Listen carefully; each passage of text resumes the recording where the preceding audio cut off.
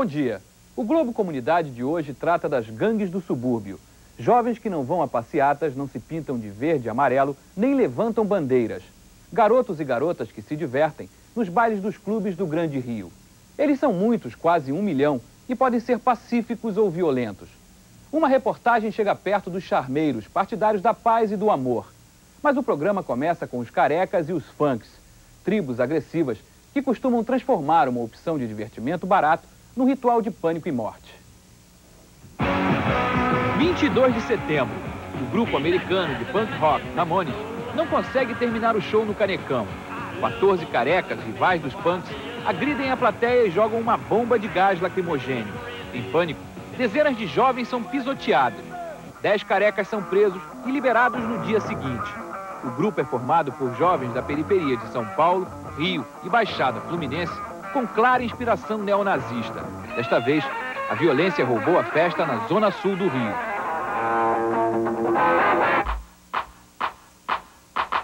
Do outro lado da cidade, 22 pessoas morreram e 51 ficaram feridas em bailes funks nos últimos 4 anos.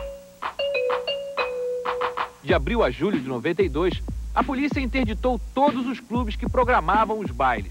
7 ainda estão sem autorização para funcionar. As galeras funks têm um código próprio de conduta e um uniforme para a guerra.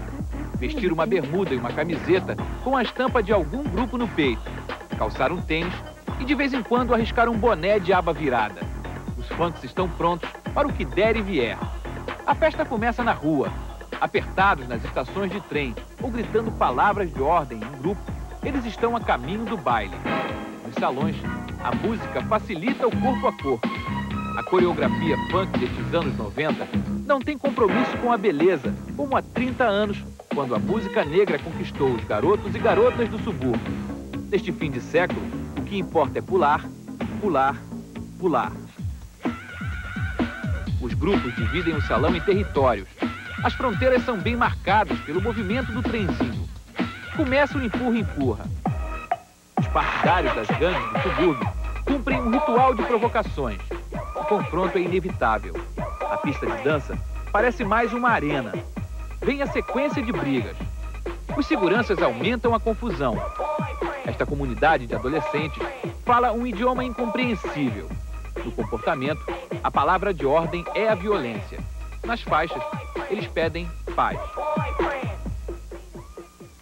Os 2 primeiros convidados do programa de hoje são o psicanalista Cláudio Campos e o DJ, disc jockey Rafael. Cláudio, sociologicamente, como é que se explica essa violência de carecas e funks? Temos que fazer claramente uma definição. Os funks fazem parte de um movimento natural de evolução da consciência da raça negra, que passa por uma certa agressividade no seu comportamento. Já o grupo dos carecas é uma reação tipicamente neonazista de caráter racista a uma consciência que se desenvolve hoje entre os jovens. Eles são inspirados nos jovens, por exemplo, da Europa, nos skinheads, por exemplo, europeus, alemães principalmente? Talvez tenham essa inspiração, talvez sejam motivados até pela consciência e pela evolução que os grupos funks e outros grupos da raça negra estão tendo da sua própria identidade. E entre os jovens há um fenômeno novo, o fenômeno da esperança, que é boicotado por governos que foram antidemocráticos anteriormente, ditatoriais, e agora governos caracterizados pela corrupção, que violentam toda essa juventude. Ô Rafael, você que é disc jockey, DJ há 12 anos, esse fenômeno de agressividade dos funks que a gente acabou de ver, isso é um fenômeno recente, né? Como é que você explica isso? De uns 2 anos para cá. Agora, é preciso que se entenda o seguinte, esse fenômeno da violência é uma coisa mais complexa, é mais sério do que se parece. O principal problema é um problema social, que 90%, ou digamos até 100% das pessoas, dos jovens que frequentam esses bailes, são oriundos de comunidades carentes, são de favelas, digamos assim, de favelas mesmo. Então é um pessoal que não tem muita esperança, não tem cultura, não tem educação, não tem saúde. E não tem acesso a isso? E não tem acesso a isso e o cara não sabe como descarregar isso. Então, como a música é uma música dançante, agitada, o cara aproveita aquele momento, sabe, e descarrega a energia dele.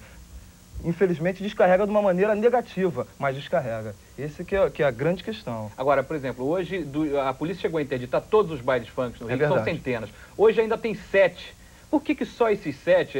É o CCIP em Pilares, é o Império Serrano, enfim, outros 5 que estão... Por que só esses estão interditados? Não, olha só, está acontecendo o seguinte, de um mês para cá, criou-se uma associação de equipes de som.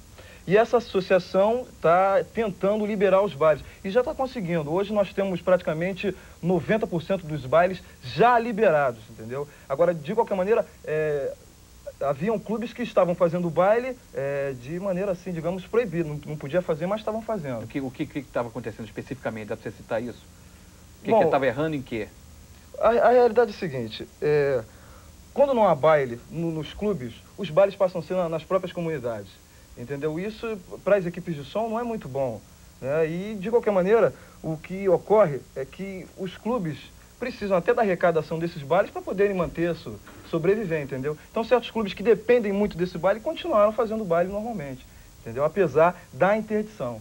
Quer dizer, não tem aquela história, por exemplo, esses bailes que estão interditados são aquelas áreas meio neutras, quer dizer, quando você faz um baile funk numa comunidade, o risco da briga é muito menor porque só reúne as pessoas daquela comunidade. E o que acontecia nesses outros bailes é que são áreas neutras e reuniam várias gangues, várias galeras. Não, o que ocorre é o seguinte, como o funk, de certa maneira, é muito discriminado, então os clubes, de um modo geral, não abrem as portas para fazer esse tipo de baile. Então o que acontece? Tem um baile de funk em Madureira.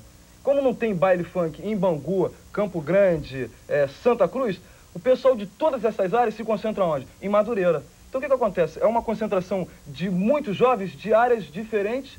E isso provoca aquela coisa, pô, esse cara vem de não sei onde para frequentar o baile aqui na minha área. É um estranho. Entendeu? E isso aí provoca essa rixa e gera esse conflito. Ô Cláudio, o Rafael falou em discriminação. Esse é mais um fator que aumenta, que pode aumentar a agressividade do funk, do funkeiro? Sim, a discriminação pode aumentar a agressividade do funkeiro na medida que, violento ou não, ele está em busca de uma identidade que é negada a ele, de várias formas. No acesso ao trabalho, no acesso a uma vida mais confortável, mais comum, no acesso ao lazer.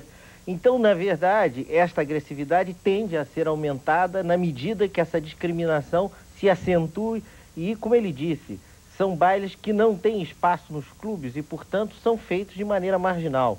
E o que é marginal é agressivo. Agora, no início da sua exposição, você falou que eles estão reagindo também contra governos ditatoriais ou, enfim, governos que negam a esses jovens a oportunidade de subir na vida. E eles não foram para as ruas, nas passeatas, por exemplo, que a gente viu recentemente, nas passeatas na questão do impeachment. Não era esse também um caminho para eles? Era para uma parte da sociedade brasileira. A gente tem que ver, desde a década de 60, que a parte que protesta nas ruas é principalmente identificada com grupos sociais mais conscientes e culturalmente mais desenvolvidos. Esses grupos, por serem marginais e as maiores vítimas da opressão social, eles não têm espaço sequer nas passeatas. Às vezes, nem sequer nos partidos políticos. E, por isso, optam por um protesto... Cerimônia político-religiosa na cidade de Schwerin, na